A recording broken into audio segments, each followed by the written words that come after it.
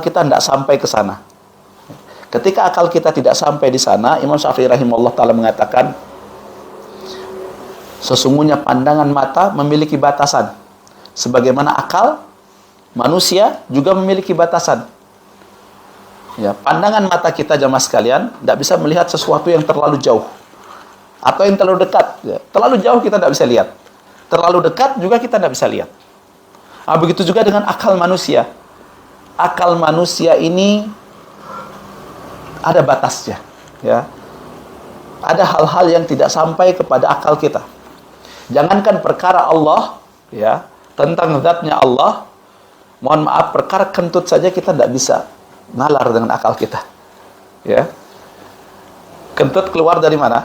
Ya, tahu semua ya. Tapi ketika wudhu yang dicuci bagian mana? Ya, bagian wudhu ya. Apa?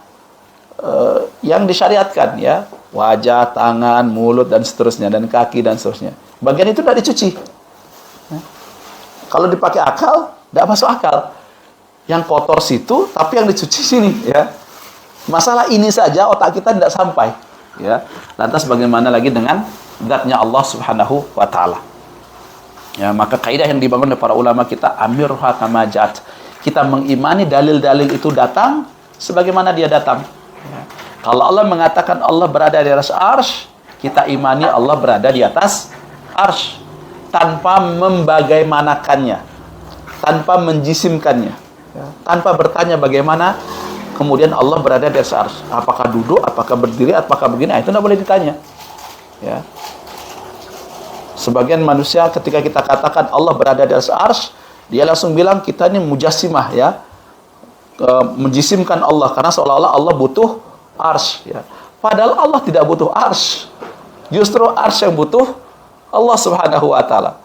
Dia berpikir begitu kenapa? Karena sejak awal dia sudah memikirkan Allah itu seperti dirinya, seperti manusia. Sebagian mereka mengatakan kalau kamu katakan Allah berada di atas arsy, artinya kalau arsy-nya hilang, Allah jatuh dong. Subhanallah ya. Kalau tidak ada arsy berarti Allah jatuh. Ya. Ini dibangun di atas apa? Pemahaman yang sejak awal dia pikir Allah itu sama seperti makhluknya. Ya, sama seperti makhluknya. Padahal Allah tidak butuh arsy. Ya. Sebagaimana juga mereka mengatakan Allah turun ya unzila di setiap sepertiga malam. Ya, Allah kan turun di setiap sepertiga malam. Ya, kemudian mengatakan siapa yang berdoa kepadaku aku kabulkan. Ya, dan seterusnya. Kemudian mereka mentakwil kalau seandainya Allah hanya turun di sepertiga malam, lantas bagaimana kalau di Denpasar kita ini sepertiga malam, di Amerika masih siang, ya. Kemudian di negeri yang lain itu berbeda-beda waktu sepertiga malam. Nah, kapan Allah naiknya katanya? Ya, ada di YouTube ya, saya lihat itu. Kalau Allah turun di sepertiga malam, kapan Allah naiknya? Karena sepertiga malam itu setiap waktunya berbeda di setiap tempat. Ah, ini kan akalnya dia, ya. Ini akalnya dia. Dia samakan Allah seperti makhluknya. Ya, Allah tidak terikat dengan waktu, tidak terikat dengan tempat. Ya. Laisa kamitslihi syai'un wa huwas samiul basir. Ya. Tidak ada yang setara dengan Allah Subhanahu wa taala. Ya, dan Allah Maha mendengar lagi Maha melihat. Ya. Dan tentu sifat mendengar dan melihat Allah Subhanahu wa taala berbeda dengan makhluknya. Ya. Allah mendengar, Allah melihat. Kita mendengar, kita melihat. Betul ya? Baik, ana tanya. Tikus melihat apa tidak? Melihat. Mendengar apa tidak? Mendengar. Apakah pendengaran tikus sama dengan pendengaran kita? Beda. Ya. Jangan bilang, wah ini Ustaz samakan saya sama tikus. Ya. Nah, kalau pendengaran makhluk saja berbeda-beda, bagaimana lagi dengan pendengaran Allah Subhanahu wa taala? Ya. Allah Subhanahu wa taala berfirman, "Bal yadahu mabsutatan yunfiku kaifa yasha." Allah kedua tangan Allah senantiasa terbuka.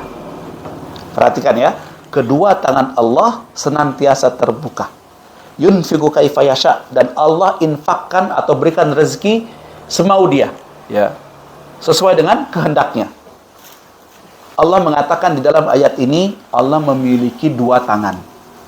Ya, Allah memiliki dua tangan. Sebagian manusia kemudian mentakwilnya, oh itu maksudnya kekuasaan. Ya, bayangkan manusia dua tangan, maka kita imani Allah punya dua tangan, selesai. Ya, tikus aja punya tangan, manusia punya tangan, cacing juga punya tangan. Apakah tangannya cacing sama dengan tangan manusia, sama dengan tangan tikus? Kan berbeda. Ya, entah bagian mana itu cacing yang bagian tangannya itu. Ya. Nah, kalau setiap makhluk saja berbeda, lantas bagaimana dengan tangan Allah Subhanahu wa taala yang maha suci dari segala perumpamaan, ya.